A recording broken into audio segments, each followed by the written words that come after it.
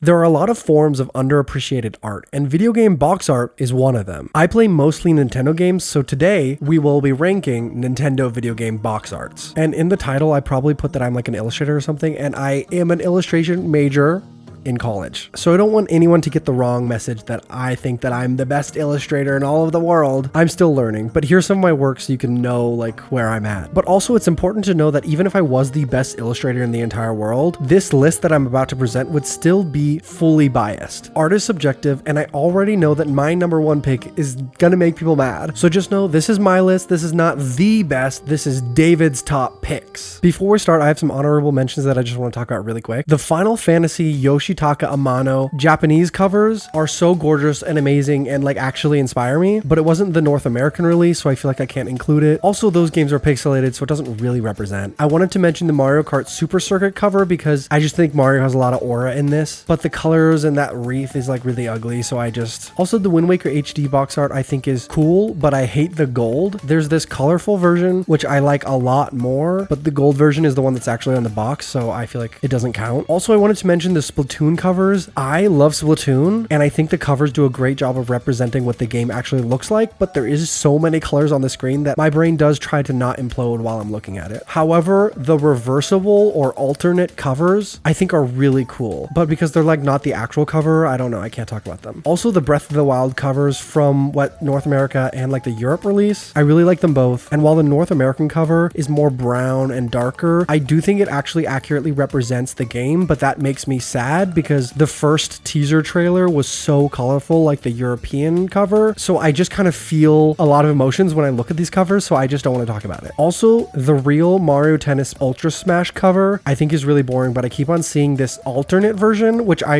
really think is really cool, and it's like simple and has a lot of motion in it, but like I just don't think it's a real cover. I just keep on seeing it. Also, Xenoblade Chronicles X cover I think is cool, but just like not cool enough. Also, the F-Zero X cover I think is like almost cool. The actual image I really love, but I like hate the titles and that big red X. Also, the Nintendo 64 graphic on the side I think is just really horrifyingly ugly. So anyways, let's get into the real list. Starting at number 20, Fire Emblem Warriors 3 Hopes and Fire Emblem Fortune's Weave. Yes, those are two different games, but I feel like the covers are very similar. They're doing like the same thing. I love how all of the characters are facing different directions and like moving in different directions, and there's like a bright light in the center. I just think it's a good format and it's working. Number 19 is Secret of Mana for the Super Nintendo. And yes, this is the most gorgeous artwork of all time. However, it is inevitably a pixelated game, so it doesn't really, I think, represent the game well enough. But the artwork is done by Hiro Osono, who is an artist that like I love and you probably know and have seen like on Instagram somewhere, but it's just so gorgeous that I could not include it. Number 18 is Final Fantasy VI, also for the Super Nintendo, and it's a similar situation. It's the most gorgeous artwork ever, but inevitably it doesn't represent the game that well. But the artwork is done by Yoshitaka Amano, who I love, obviously. We all love. And like I feel things when I look at the cover. So moving on to number 17, which is Mario Kart World. And when I look at this cover, I think, wow, this is a beautiful, gorgeous cover. There's like nothing wrong with it. The only reason it's so low is that I just like don't really feel anything in my heart when I look at it. It's just like really good and awesome, and like that's it. Number, I don't remember, I already forgot. Mario Kart DS. And this cover is like severely underrated, but the amount of aura that Mario has leaping into his car is a lot more than you would think would be on a DS cover for a Mario Kart game. See, this one, I feel something in my heart. Next, we have Mario Party 8. And this one, objectively, when you look at it, it's not the best cover ever. However, I feel a lot of joy when I look at it. So that's why it's on this list. I really tried to argue myself out of putting it on this list, but I just think it's so fun. I do think that there's like way too many colors and it's distracting and it's really hard to tell where to look, but it's a party. It's supposed to be a little bit overstimulating. Also, I just love the music for this game, and when I look at the cover, I can hear the music for this game. Moving on, this isn't a Nintendo game, but I wanted to put it on here anyways because I can do whatever I want, which is Bomb Rush Cyberfunk, which is like the best game of all time, and I think this cover is just really amazing. I do think because of the green background and also his green shirt, it's hard to tell where he begins and where the background begins, but like when you look at the cover, you see cool designs, cool lines, and cool colors, and you feel coolness. which does very much represent the game because it is basically just a cool simulator. Next, we have Super Mario Galaxy 1 and 2 because they're basically the same, just like a little bit different. My only issue with it is that it feels like the first idea. It feels like they thought, we have to make a cover for a Super Mario Galaxy game. And they just put him in space and put planets, which is like, it's beautiful and very iconic and completely sells the game very well. But it's just like,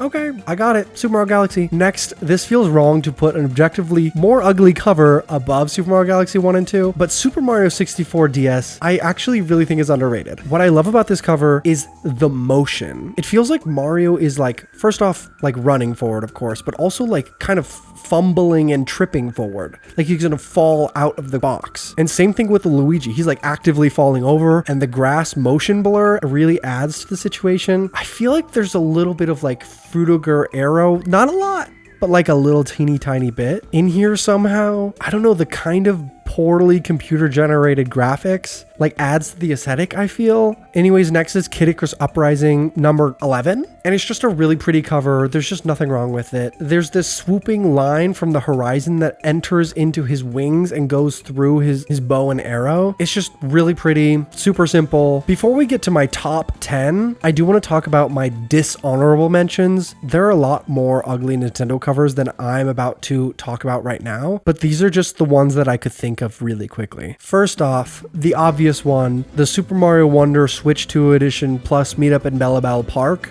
It's just like a really hideous cover. I saw an ad for this and I like really quickly like typed a hate comment and I was like, this is the ugliest cover I've ever seen. And then I deleted it because I felt really bad because I was the only commenting on Nintendo's official Instagram. And I just felt that that was like kind of like I needed to get up out of my chair and like go breathe some fresh air. But it doesn't change the fact that it is a really horrifyingly ugly cover. Anyways, I also really think the Metroid Prime cover is really boring. I understand wanting to show our main character, but graying out the background with this like tan color, it's just so boring. Also, I feel like this model of Samus looks kind of strange, like the shoulders are huge. Also, very strangely, the Tears of the Kingdom cover I think is really ugly. The giant logo of the title with the big circle of the dragon eating its tail, it's like so huge. It takes up like half of the cover. And Link is like awkwardly peeking in through this little ridge of ground, but only on one side, so it just feels kind of lopsided. I just like don't feel joy when I look at this cover. Next is the Fire Emblem 3 Hopes cover. I actually think there's a lot to like about the cover. Like the two characters on the side feel like they're in movement, which is great. And I love how all of their weapons meet in the center with this like lens flare, but the colors are just so hard to look at. The blue and red and then the purple background makes sense to me. And I understand that these are probably colors that they wear in the game, so they have to have them on the screen, but the yellow just like really takes me out of it. You would think, because like blue, red, and yellow are primary colors, but it just doesn't work. Also, the Byleths, I'm pretty sure those are both Byleth, like a girl and boy version. I haven't played the game. They're just kind of like awkwardly standing with no expression and like floating in this purple void. It's just kind of a little bit comedic. Also, every single Professor Layton cover is just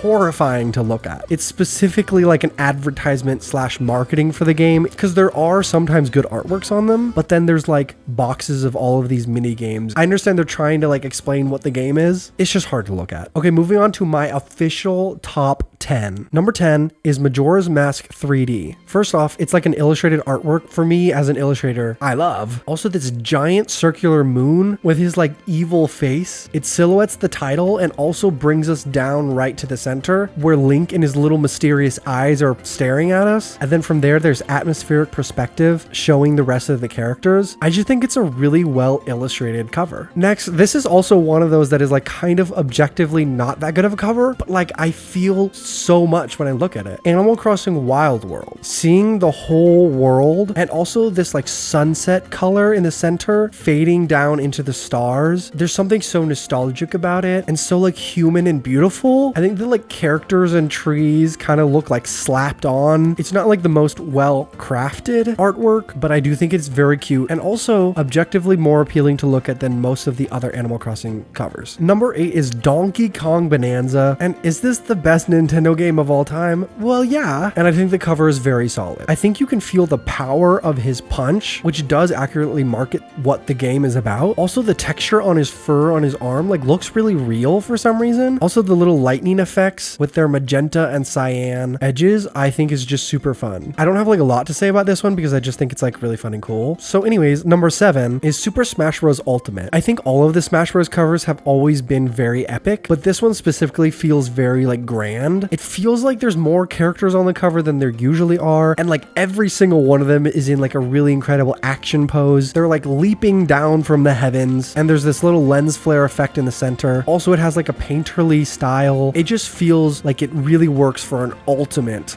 game. Next, number 6, you're gonna be a little bit confused at first, but stay with me, is Pikmin 2. I don't think the composition is particularly like the best thing ever, but it looks like it's actually like made out of clay, and I'm not sure if it's actually like hand modeled or just made to look like it, but based off of my knowledge of where computer graphics were at the time, I feel like this is handmade, which I just think is so creative, so cool, and really works for Pikmin, which is like a teeny tiny little game. Not that the game is small, but you're small in the game. The clay, I think, adds such a personal, cute, human aesthetic. It adds like heart and like love that just a computer generated graphic could never. Number 5 is Mario Party DS. And don't let the fact that it's a Mario Party DS game distract you from the fact that this is the most outrageously fun and explosive artwork. First off, we're on a piano, and the perspective of the piano is sucking us into the scene where everybody is in action. Everybody is moving, falling, tripping over, running, holding something that is falling out of their hand, or falling into a tuba. Actually, I think that's a saxophone. I also think the rays of sunshine are a really fun added touch, but like the amount of like joy in my heart that I feel when I look at this is completely unmatched. I do think my only issue is that Mario, his like run pose looks like he's posing for a camera instead of like actually like tripping over like in the Mario 64 DS one, but it's fine. Anyways, number 4 is Fire Emblem Awakening. The angled directional lines is such a strong and consistent choice. The main 2 characters are in front and they have a more saturated color palette, while everybody else is pushed back and has a more grayer tone. And also all of these diagonal lines are for the most part everybody's sword or staff or weapon, so getting them all to line up is just like so cool and cinematic. Also, the character designs are just generally cool. Also, again, everybody's in motion, which just adds so much oomph. Everybody's leaping or diving. It's just like really cool. Moving on to number 3, we have Super Mario Strikers. This cover has no problems. Starting from Fire Emblem Awakening, we have no more problems. There's nothing wrong with these. The art style that Super Mario Strikers has is so insane and so unexpected. I genuinely don't know why they made the soccer sport game randomly really violent, but I do think it's the best Mario sport game. The like swirling electricity and the cracking ground makes it feel like something powerful is happening. Mario's wind-up pose makes it feel like this is going to be the single most powerful shot known to Mushroom Kingdom kind. Also, Donkey Kong's fists like coming into the foreground and like him drooling saliva. There's just so many really fun details. Okay, number 2, this isn't like a classic Nintendo game. I don't like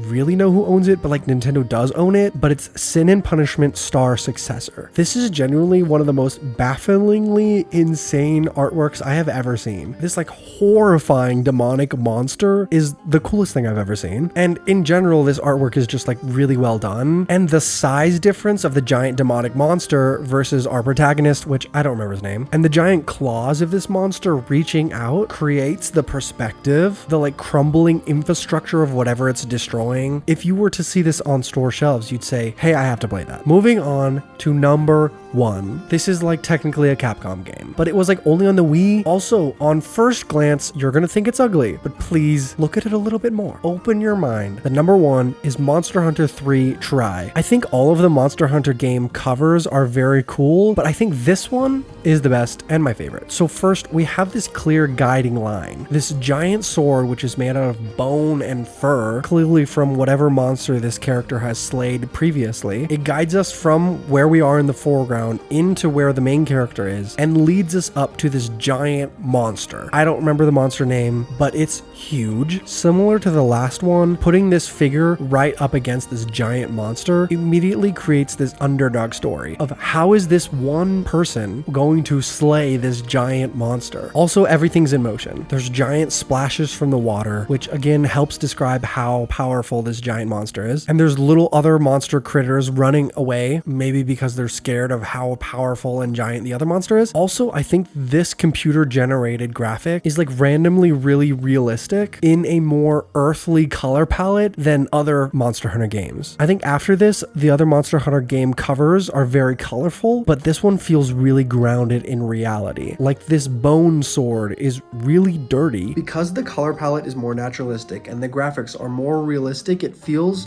more scary. Like that thing would kill me. I would die. I don't really have anything else to say about it besides the fact that it's just kind of stunning and that every single time I see it, I go, oh.